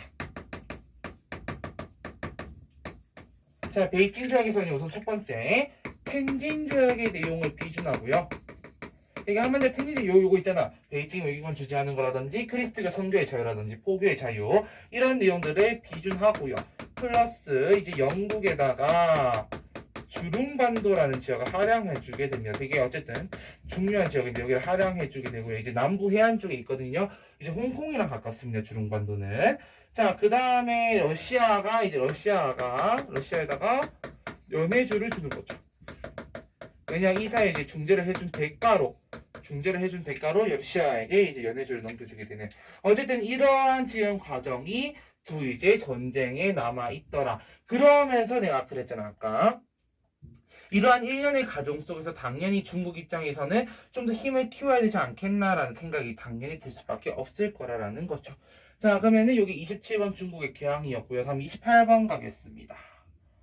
자, 28번. 자, 28번은 이제 무슨 내용이냐 하면은 바로 중국의 근대화 운동과 관한 내용입니다. 지우고 가보도록 할게요. 자, 28번. 저 28번.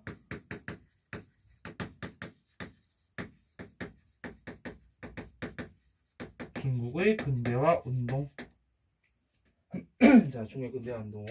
자, 첫 번째 사건은 태평천국 운동입니다.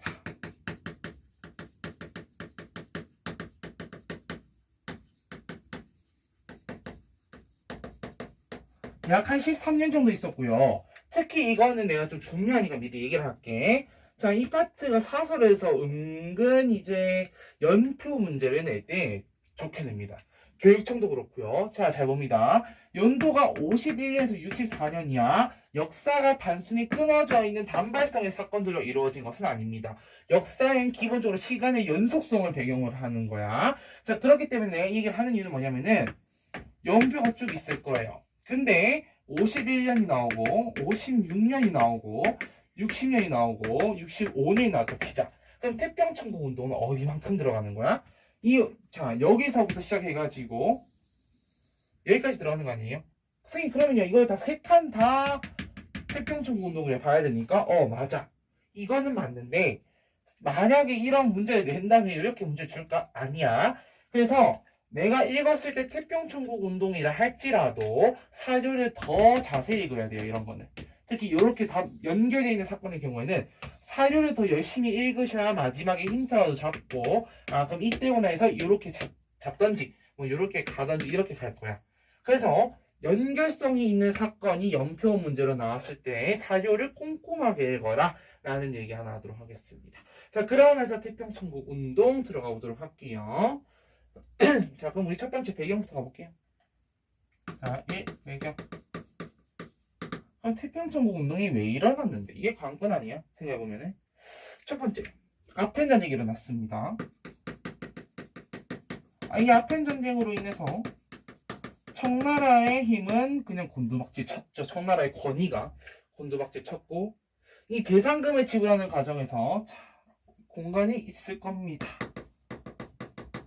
배상금 이거를 갖다가 이제 농민들에게 부담을 시켰던 거지. 왜냐? 이 배상금을 싹 다 세금으로 충당을 해야 되는데 그 세금 누가 내요? 백성들이 농민들이 걷잖아. 특히 농민들이 많이 내잖아. 그러니까 농민들의 부담이 가중되면서 본격적으로 출발하게 됩니다. 그래서 자, 노란색으로 홍수전이라고 하는 사람이 요즘은 그냥 상제회라고 하기도 하는데요. 배상제회라고도 합니다. 이 상제회를 조직을 하고요. 이들의 기본 신앙은 크리스트교입니다. 그리고 태평천국이라고 하는 이제 나라 아닌 나라고도 사실은 이걸 이제 난징에다가 만들어서 본격적으로 이제 시작을 하게 됩니다. 그래서 이들은요, 뭘 얘기하냐면은 이건 거야. 멸만흥한. 빨간색으로. 만주족은 멸망하고 한족은 다시 흥해라. 라는 의미의 멸만흥한이라는 구호를 내걸게 됩니다. 그래서 한번 기억. 지금 이들은 어떤 기억을 했습니까? 첫 번째, 빨간색으로 천조전무제. 저게 뭐예요? 천조전무제? 자, 이건 이겁니다. 쉽게 말하면은 토지는 균분하게 나누고요. 축첩 이런 거 없습니다. 뭔 일부 다처제야? 필요 없어. 라는 거고요. 그 다음에 이제 전족이나 이런 거 없애고, 그러니까 이게 쉽게 말해 이제 남녀 평등까지도 이어지는 거고, 그 외에 기타 악습들, 뭐 전족이라든지 이런 것도 없애는 등의 얘기들, 이러한 개혁 내용들 담은 게 우리 천조전무제라고 합니다. 그래서 나름 이렇게 괜찮잖아. 왜냐? 농민들 입장에서는 안 그래도 힘든데 평등하다. 야, 우리가 저 위에 있는 관료들은 다를 게 뭐니? 라고 얘기해 준다면은 이제 그래 맞아. 우리가 뭐가 다르다고 생각할 수밖에 없게 됩니다. 맞지? 자, 하지만 이러한 평등을 부르짖게 된다면은 기득권 입장에서는 되게 좀 안 좋게 보이겠죠. 싫겠지, 쉽게 말하면 자기들은. 맞지? 자, 그러면서 한족 관료들과 신사들, 이렇게 신사층, 이들과 외국 군대, 얘는 이제 상승군이라고 부르기도 하거든요. 여기를 이제 향용, 빨간색 한번 적어볼게. 향용이라고 합니다. 이들의 주도로 이제 진압을 하게 됩니다. 그래서 이들의 주도로 진압을 했습니다. 자, 그러면 이러한 하나의 근대화 운동에 어떤 영향을 끼쳤냐?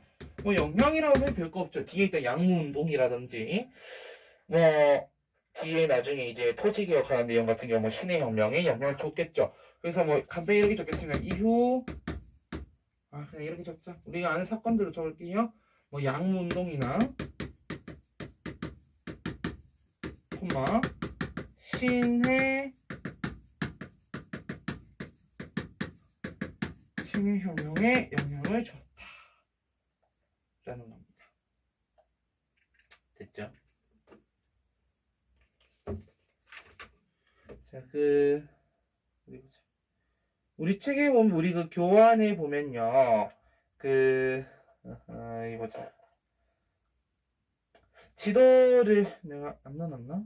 여기 있네요. 자, 12페이지에 지도 하나 보고 가겠습니다. 태평천국운동 두 번째. 자, 태평천국군의 진로와 그 태평천국의 주요 활동범위 영푸연합군의 진로 해가지고 세 가지 나와 있습니다. 이거 한번 보면서 정리할 필요도 있을 것 같아요. 좋을 것 같아요. 자, 그럼 우리 두 번째 양무운동으로 가도록 하겠습니다.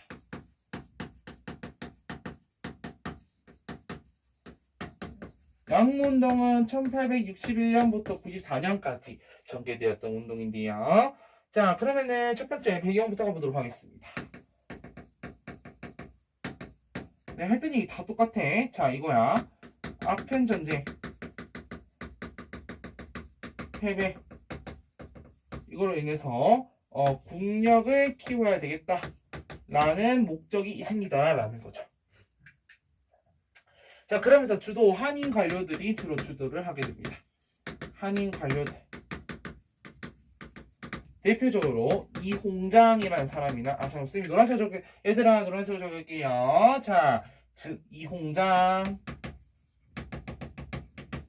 증국번 이런 사람들이 주도를 하게 됩니다.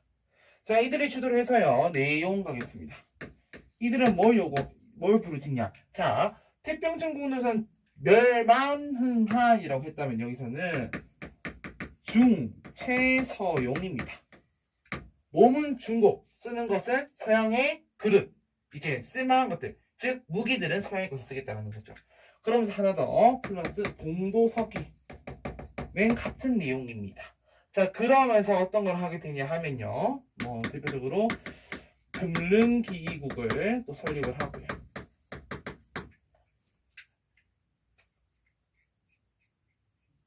뭐 그 외에 이제 여러 가지 신식 학교를 설립하고 뭐 기타 등등 하게 됩니다.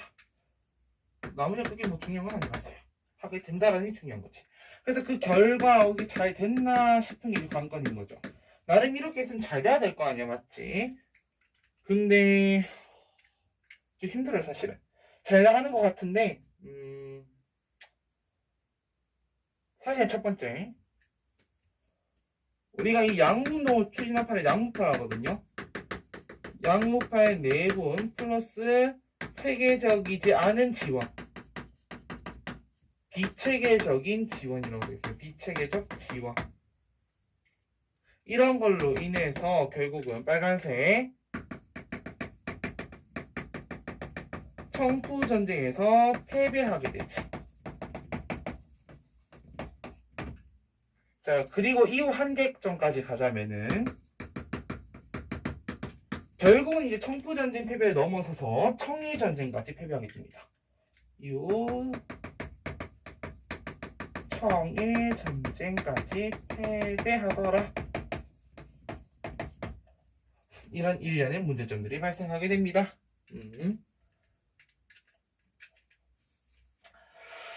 사실 이제 동쪽 잠깐만요. 그래서 사실은 이제 되게 좋아. 동쪽의 것들을 막 받아들여, 아니, 동쪽의 것들을 기본으로 해서 서쪽의 것들을 막 받아들이는 거 되게 좋아. 좋은데 사실 이러한 문제점들이 다 있었다라는 얘기를 하고 싶은 거죠. 자, 그러면서 뭐가 등장했다고? 3번 변법자가 운동이 등장했다라는 거죠.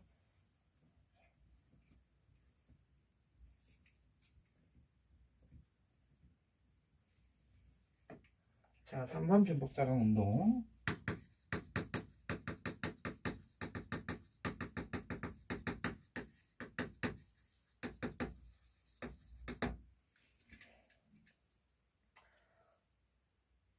사실은 이번 시간 안에 그냥 다 끝낼 수 있을까? 끝내고 싶다는 건 나의 이제 욕심 아닌 욕심 이상이었던 거고 다 못 끝낼 것 같죠. 네. 진작 알고 있었어요. 네. 안 될 걸 알고 있었어요. 자, 배경 갑니다. 자, 1번 빨간색으로 시문새끼 조약. 자, 청일전쟁에서 청나라 패배하면서 시모노세키 조약을 체결하게 됩니다. 근데 이 시모노세키 조약에서 자 95년도였거든요. 자, 되게 중요한 것도 나와. 우선 첫 번째 타이완 뺏깁니다. 타이완을 일본에 넘겨주게 되고요. 자, 그 외에도 이제 막대한 배상금들을 주게 되죠, 사실은. 뿐만 아니라 이러한 이제 여러 가지 일들이 있었다라는 거고요. 자, 두 번째는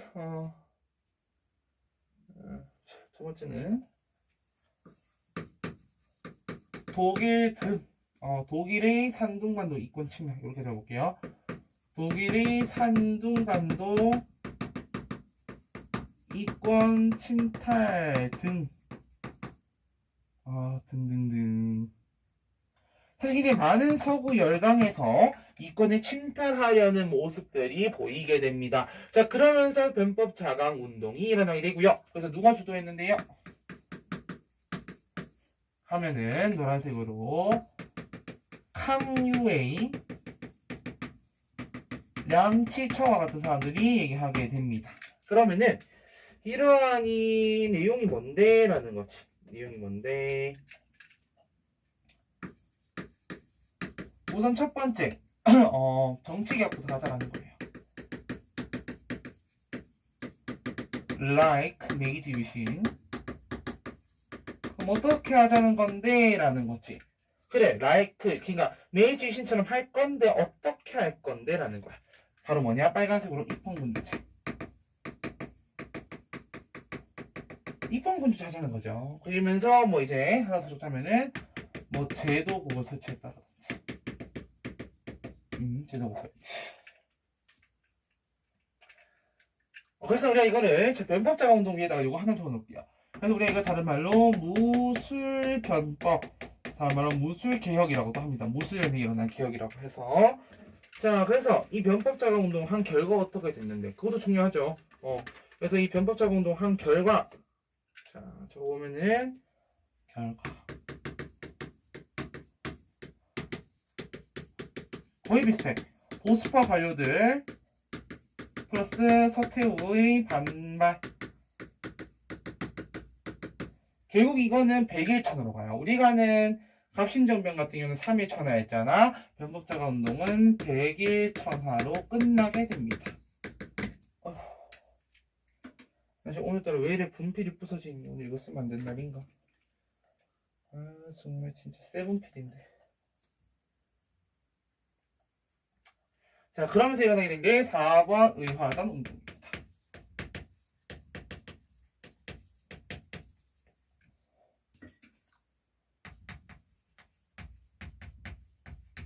(1899년부터) 해서 1901년까지 일어났던 거고요. 자, 그럼 첫 번째 배경부터 가보도록 하겠습니다. 야, 글씨 이건 좀 아닌 것 같아. 이렇 써야지. 자, 의화단 운동 왜 일어났을까요? 마찬가지 이겁니다. 이제 열강의 이권 침탈이 심화되었다라는 건데, 그 대표적인 이슈로 뭐가 있냐 하면은 이제 뭐 광산 채굴권이나 철도 부설권과 같은 것들, 이런 서구 열강들이 계속 들어와서 이권에 침탈하니까 당연히 일어날 수밖에 없겠지. 왜냐? 우리가 가지고 있는 권리를 빼앗기는 거니까. 맞죠? 자, 그다음 두 번째, 뭐, 우선 적어도 볼게요. 철도와 크리스트교에 대한 배회 감정 고조됐다라는 거지. 선생님, 저게 무슨 말입니까? 자, 뭐냐면은 철도 같은 경우는요, 이 특히 광산을 채굴해가지고 옮기는 데 주로 쓰이거나 어쨌든 그 열강의 이권들을 이동시키고 자신들의 이익으로 만들기 위함에 많이 사용된 게 철도였습니다. 그리고 크리스티 같은 경우도 어쨌든 그런 식으로 약간 사람들을 매도시키고자 하는 그런 의도들이 꽤 있었고요. 그래서 이 두 개에 대한 배의 감정이 당연히 고조될 수밖에 없습니다. 네, 그러면서 전개. 전개. 그러면서 이제 산둥지방에서 공기를 시작합니다. 얘가 노란색으로 쓸게요. 미안해요. 산둥까지만 노란색, 흰색으로 갑니다. 산둥에서 봉기를 시작하게 됩니다. 그러면서 이들이 이제 뭘 얘기하냐면은 빨간색으로 부청멸양, 청나라 다시 부흥하고 그 양캐들, 오랑캐놈들, 즉 이제 서구 오랑캐들, 우리 양놈들을 하죠. 양놈들은 멸해라 하면서 부청멸양이라는 구호가 좀 막 일으킵니다. 그러면서 이제 대표적으로 이제 철도 파괴를 한다든지, 뭐 이제 공사관을 습격한다든지 이런 걸 통해서 이제 막 올리는 거죠. 심지어 이제 이렇게 하는 과정에서 플러스 청나라 왕조에서도 후원을 줍니다. 하지만 잘 나가는가 싶었겠지. 어떻게 됩니까? 8개국 연합군이 들어옵니다. 자, 8개국 연합군이 들어와서 진압을 하죠.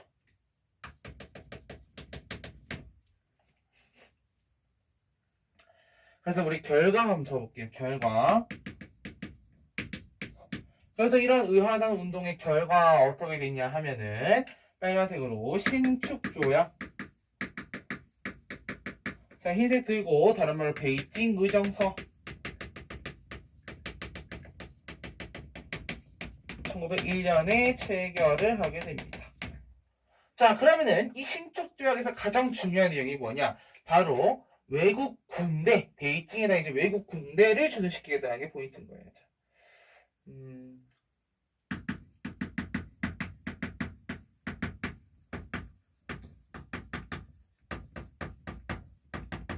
내가 이 얘기 왜 하냐면은 아까는 뭐라 했어? 텐진지역에서는 베이징에다가 외국의 공사관을 설치한 외국 공사관 주둔 호용이었고 이번에는 군대의 주둔을 호용시킨다라는 거예요. 그래서 약간 다르다라는 얘기 좀 하고 싶었습니다. 됐죠?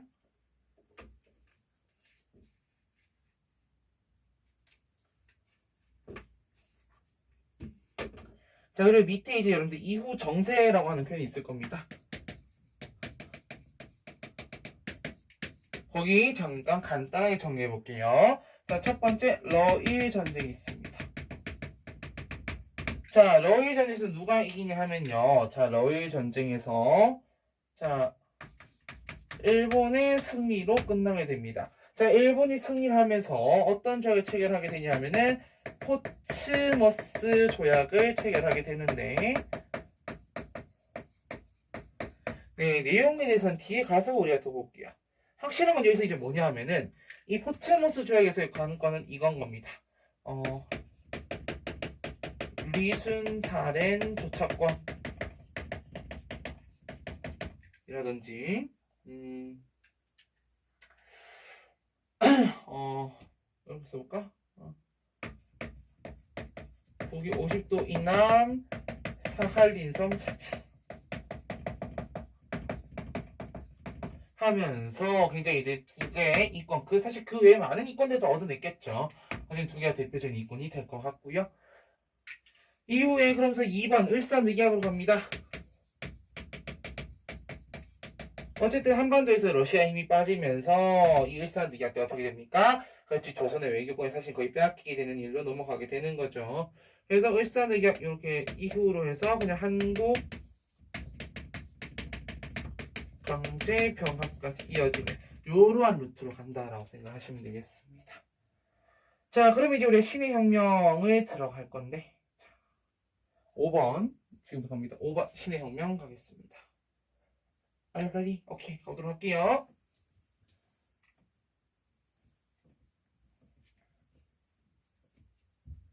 아, 첫 시간 2시간 해도 괜찮지 않니 얘들아? 난 좋은. 너네가 안 좋아. 너네가 안 좋아요? 네, 난 좋아요. 자, 5번 신의 혁명.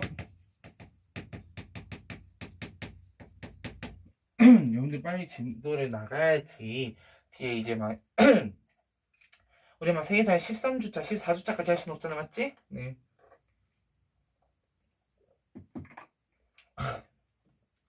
원래 당초에 세계사가 10주차로 계획되어 있었어요. 동아시아사랑 같이. 근데 동아시아사는 더 일찍 끝날 것 같고 세계사는 한참 늦게 끝날 것 같은 느낌이라서 부스터를 밟고 굉장히 빨리 나가도록 하겠습니다. 자, 거기 별표로 해서 광서신정이라고 하나 있을 겁니다. 맞지?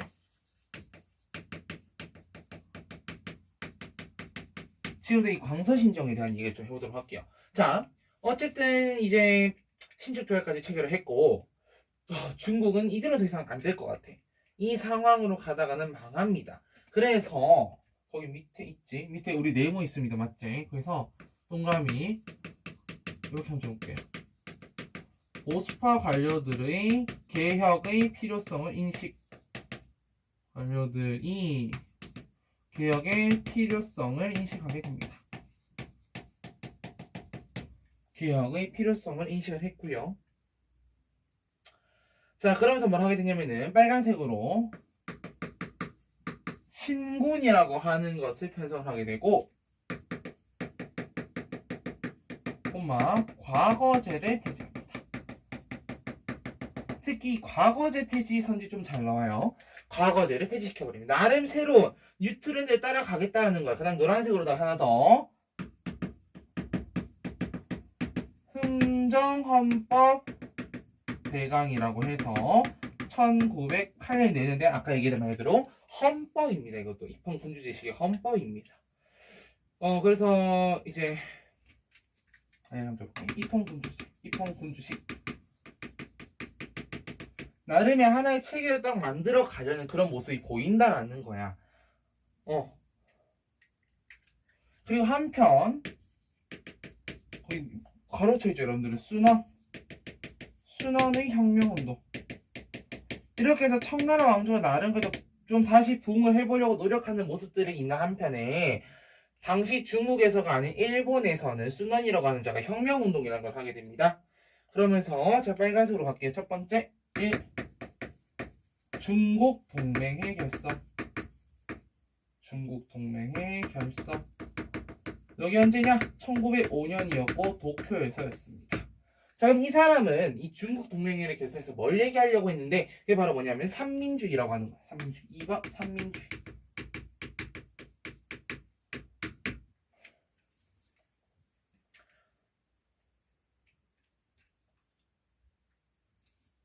자, 그리고 그 밑에 이제 혁명의 전개 결과 나오기 때문에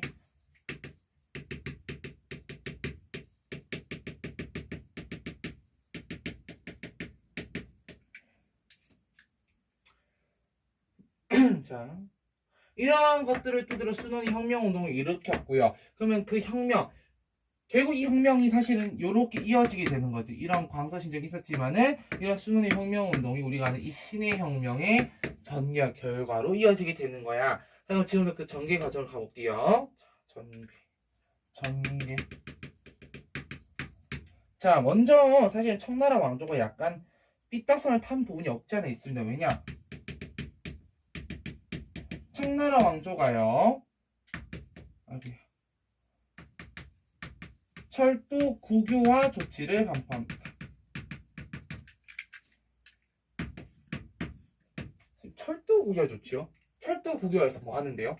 그렇지, 이게 중요한 거지. 왜냐면 당시에 이제 청나라 같은 경우 재정난이 굉장히 심했기 때문에 이거를 좀 타개하고자 철도, 기존에 있던 철도를 구구열을 해서 철도를 다 팔아버리는 거예요. 그래, 결정적인 거는 이렇게 만들어가지고는 만든 이 철도 있죠? 이 철도를 갖다가 반부하시켜서 또 차관을 끌고 오는 거야. 근데 우리 배웠잖아. 차관 끌고 왔을 때 우리나라 결국 그러니까 우리나라 일본에 차관 빌려왔었잖아요. 그 결과 어떻게 됐어요? 우리 국제보상 운동 한답시고 했지. 근데 어떻게 됐어? 실패했지. 그 결과 어떻게 됐어? 일본한테 뺏겼지 나라. 딱 그 꼴인 거지. 그래서 이거에 대해서 이거에 반대하면서 등장했던 게 빨간색으로 동그라미 1번 스천 봉기. 스천 지역에서 첫 번째로 이제 봉기가 일어나게 됩니다. 그러면서 2번 동그라미 2번 우창이라는 지역에서 신군들이 또 봉기를 하게 돼요. 신군! 여기서 만든 신군입니다. 신군들이 봉기를 일으키게 됩니다.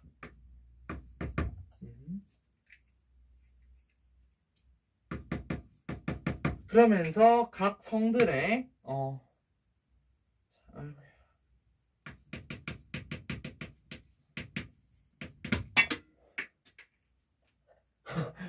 아니 오늘 진짜 무슨 날이니?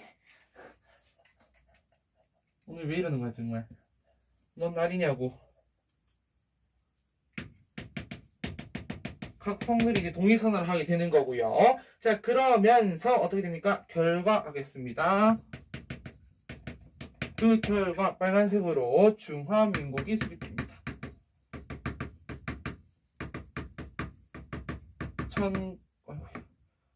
1912년이었고 난징에서 수립되었습니다. 자, 그러면서 동그라미 1번 임시 대총통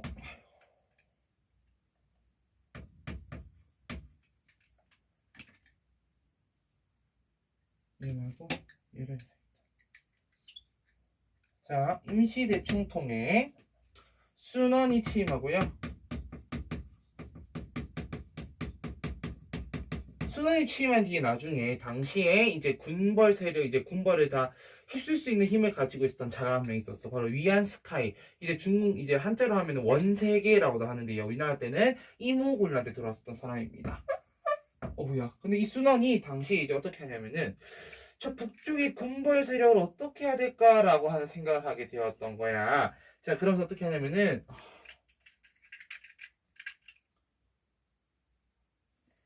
이렇게 하게 되죠.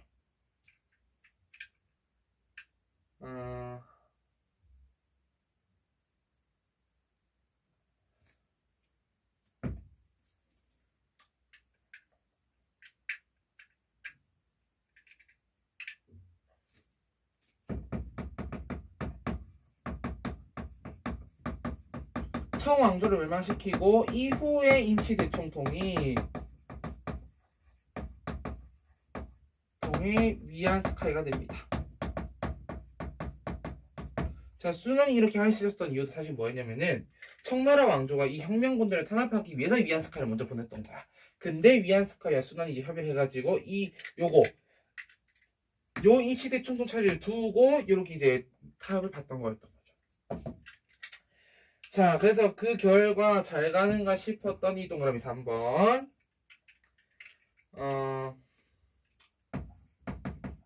위안스카이가요. 자, 위안스카이 띵땡. 혁명파를 탄압하고요. 그 다음에 빨간색으로 재정 부활을 시도합니다. 다시 황제 정치로 돌아가겠다. 전제 정치로 돌아가려고 한다라는 거예요. 그래서 그 결과 어떻게 되냐 하면은 위안스카이 사후 군벌 세력이 난립하게 됩니다. 군벌 세력의 난립 이렇게 정리하면 되겠습니다. 이게 이제 신의 혁명에 대한 내용이에요. 굉장히 길죠? 네. 이렇게 이어집니다. 됐지? 자, 이어서 계속 가도록 하겠습니다. 우리 29번이죠, 그 다음에. 네, 29번으로 한번 가보도록 할게요. 지금 한 1시간 20 몇 분 정도 지난 것 같은데, 계속 가보겠습니다. 29번. 9번 세계대전과 중국사. 네, 괄호 1번 신문화운동부터 가보도록 할게요.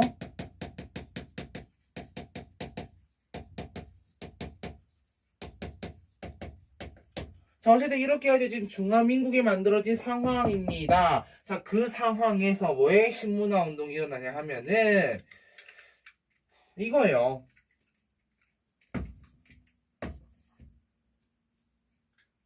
즉, 이렇게 한번 쳐볼게. 위안스카이의 정치에 대한 지식인들의 분노, 이걸로 일어난다 보시면 됩니다. 그래서 땡땡 천두슈나 후스와 같은 사람이 일으켰고요. 자, 이 사람들이 잡지 신청년이라고 하는 것도 가능하면서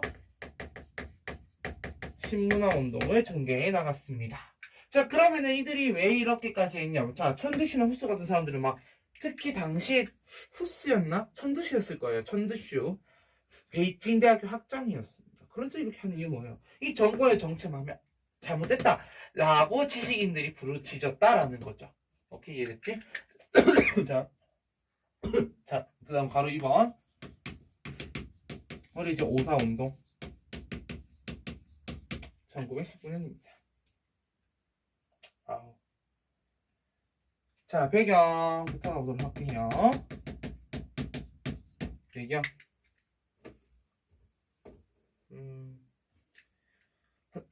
자, 이거예요. 빨간색으로 21개조 요구라고 하는 게 있었습니다. 1915년에 일본이 얘기한 건데요. 21개조 요구가 뭐냐 하면 쉽게 말하면 되게 좀 웃긴 거예요. 독일이 가지고 있는 이권들 있지. 독일이 중국에 대해 가지고 있는 이권들을 갖다가 자신들한테 넘겨달라는 그런 얘기를 하는 겁니다. 되게 웃긴 아이들이에요, 사실은. 그러면서 이런 거에 대해서 반발하면서 나온 게 저거고요.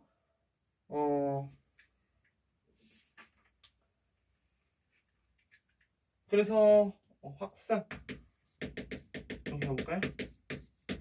21조 요구 있었고 플러스 거기다가 한반도에서 3.1 운동이 일어나게 됩니다. 그래서 이걸 보면서 뭐냐, 우리 이렇게 하자. 결국은 반제국주의, 반군벌의 민족 운동으로서 가자라는 얘기가 나오게 되는 거죠. 이렇게 학습되는 거예요. 그러면서 여기서 이제 주장하는 게 뭐냐, 베이징에서 이제 주장하게 되는데 대표적인 뭐냐 이건 거죠. 자, 여기서 주장하는 게 21개조 요구 철회해라 플러스 산둥반도에 대한 이권 내놔라. 산둥반도 이권 내놔라. 방한 요구. 에 대해서 얘기를 하게 되는 거예요.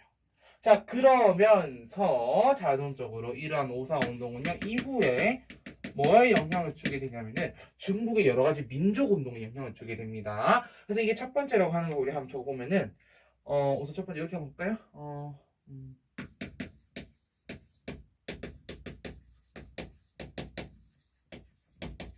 중국의 민족운동에 영향을 주게 되는데 그 민족운동에 대한 게 바로 뭐냐 하면 이런 게 아는 게 어머나 이 왜 이러니?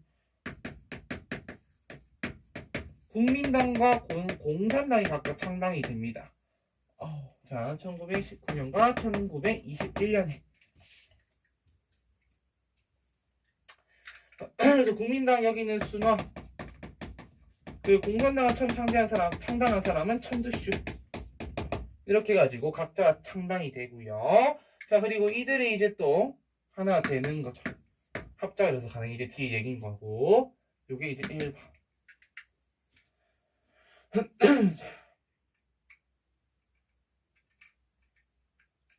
근데 이러한 것들까지 갈 수 있었던 이유가 있잖아. 그래서 여기 2번을 해놓고 1번 이렇게 가볼게요.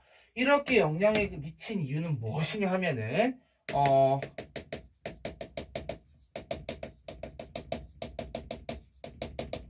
자, 베르사유 체제에서의 문제가 발생하게 됩니다. 이게 뭐냐면요. 간단해요.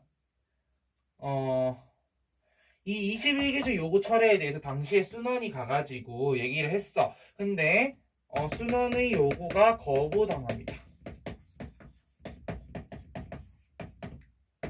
이제 쉽게 말하면은 승전국들, 1차 세계대전의 승전국들이 당시 순원의 요구에 대해서 거부를 했다는 내용을 하고 싶은 거죠. 네, 이해되지? 그래서 이런 것 때문에 이렇게 영향을 주게 돼요. 따라는 내용으로 정리하시면 되겠습니다. 자, 이 이제 3번까지 밑에 쓸 수 있을 것 같아. 맞지? 3번. 네, 3번까지 쓸 수 있을 것 같아요. 한번 써보도록 할게요. 자, 3번. 자, 다리를 좀 벌리고. 빨간색은 아니지만 3번. 제1차 국공합작 1924년입니다. 쉽게 말하면 이거예요. 결국 이거 한 이유 목적 뭔데요? 군벌타도잖아요. 군벌타도 반제국주의 운동. 이게 주 목적인 거잖아. 맞지? 그래서 이때는 어떤 방식이냐면은 이 공산당원들이 국민당의 당원으로 가입하는 이런 방식으로 해가지고 국공합작을 하게 됩니다. 괜찮습니까? 자, 4번 이제 국민혁명부터 갈 건데요. 아이고야. 시간이 1시간 반 정도 됐거든요. 네. 그래서 지금 잠깐 끊고 여러분들 이제 10분 정도 쉬었다가